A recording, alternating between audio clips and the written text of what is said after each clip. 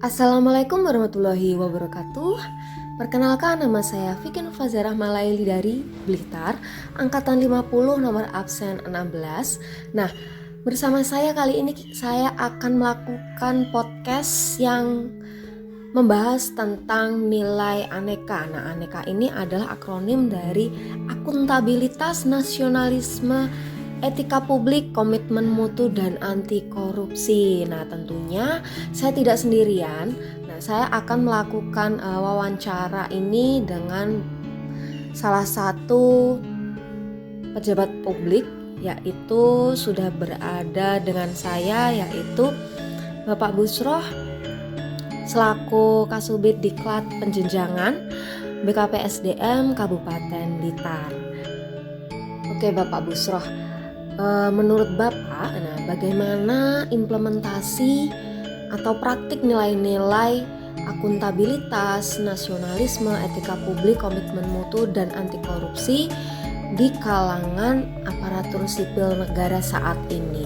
Coba menurut Bapak seperti apa, bisa dipaparkan? Baik, dari apa yang telah penjenengan sampaikan tadi, aneka ini sebetulnya merupakan akronim dari akuntabilitas, nasionalisme, etika publik, komitmen mutu dan anti korupsi.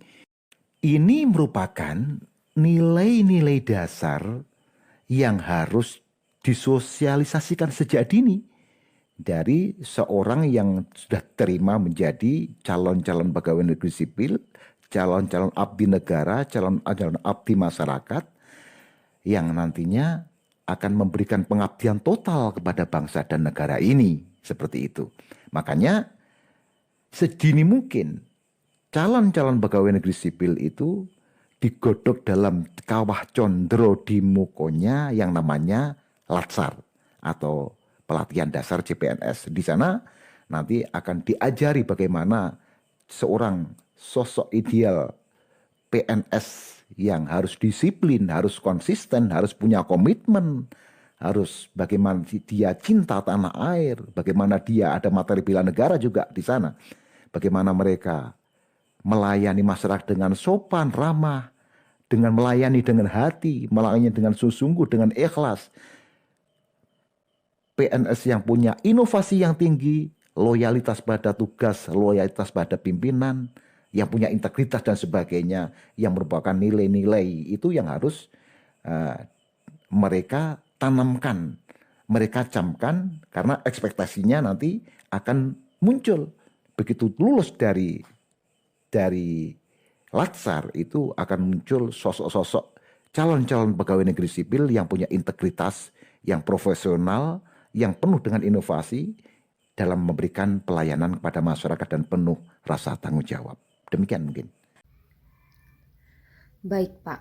Kemudian dari implementasi nilai-nilai aneka itu tentu tidak serta-merta berjalan mulus, tidak serta-merta berjalan dengan baik dan benar. Tentu dalam implementasi nilai-nilai aneka tersebut dalam aparatur sipil negara pasti ditemui yang namanya hambatan, tantangan, kemudian adanya resiko. Nah, kira-kira bentuk-bentuk dari hambatan, tantangan maupun resiko dalam implementasi aneka ini seperti apa?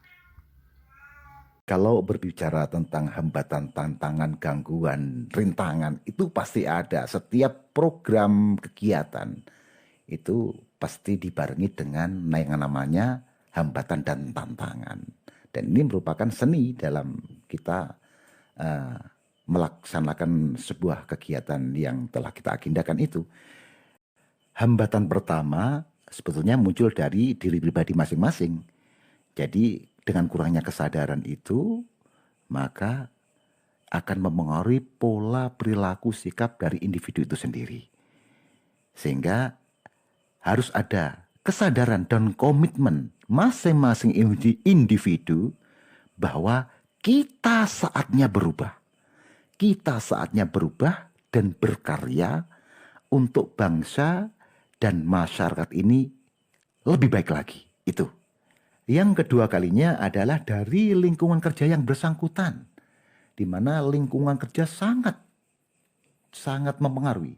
Ketika lingkungan kerjanya kurang mendukung, personil antar personilnya juga kurang memahami nilai-nilai aneka itu, di dalamnya terjadi kondisi anomik, maka saya yakin nilai-nilai aneka yang ideal ini juga tidak akan bisa berjalan dengan baik karena tidak didukung oleh lingkungan kerja yang kondusif. Yang ketiga kalinya masyarakat. Masyarakat sangat berperan aktif. Masyarakat, ketika kepercayaan masyarakat kurang baik terhadap para ASN, ketika ASN sudah berubah tapi masyarakat masih menjustis bahwa ASN tetap seperti ASN yang dulu, itu pun juga tidak akan berpengaruh yang signifikan terhadap pengembangan nilai-nilai aneka. Maka diperlukan adanya sinergi antara masyarakat dengan ASN itu sendiri.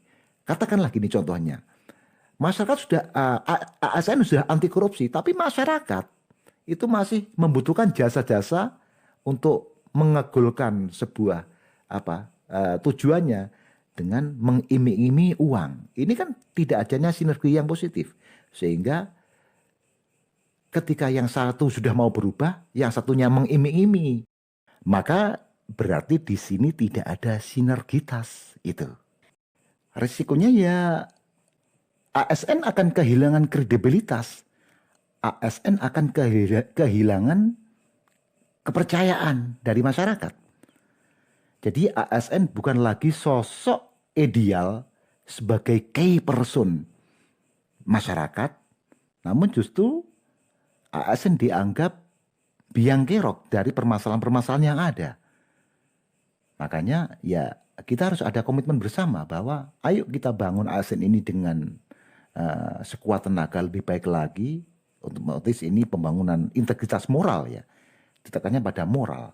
Bagaimana kita mengembalikan ASN sesuai dengan roh yang ada, roh aneka, agar masyarakat benar-benar percaya bahwa kita sudah berubah. Itu. Baik, terima kasih Bapak atas pemaparannya. Nah, dari sini kita bisa mengambil kesimpulan bahwasanya nilai aneka ini cukup membawa dampak yang cukup luar biasa bagi adanya kredibilitas aparatur sipil negara. Nah, maka dari situ, dari penerapan nilai-nilai aneka yang dilakukan oleh aparatur sipil negara dapat membawa dampak yang luar biasa. Misalkan bagi aparatur sipil negara sendiri menjadi pegawai yang profesional. Kemudian untuk masyarakat kita bisa memberikan layanan yang sebaik mungkin karena kita merupakan salah satu garda depan, garda yang paling dekat dengan masyarakat, maka kita harus bisa memberikan pelayanan yang baik juga. Oke, terima kasih Bapak telah menyempatkan meluangkan waktunya untuk kegiatan wawancara hari ini. Semoga podcast atau wawancara yang telah kita laksanakan menjadi manfaat dan bisa menginspirasi banyak pegawai negeri lainnya. Oke, cukup sekian podcast hari ini. Saya akhiri. Wassalamualaikum warahmatullahi wabarakatuh.